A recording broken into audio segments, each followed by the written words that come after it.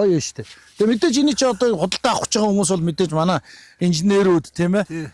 Ингэж ажиллуулна, тэгэж ажиллуулна гэж чиглэлүүдийн өгч чинь. Тэгээ тэрийг бол бидний хувьд бол үнэхээр одоо бас хэрэглэгч нар тэгээд бас найзуудыгаа дэмжиж бүгдээрээ хамтраад ажиллаж байна. Тэгээд одоо эн чинь юугаар өөртөө чадлаараа өөртөө. Эн чинь 500. Энэ бол жижигхэн зөөврийн. 1500.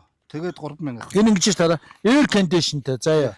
Тэгээд USB 230-аас 500 вольт гэж нэраа.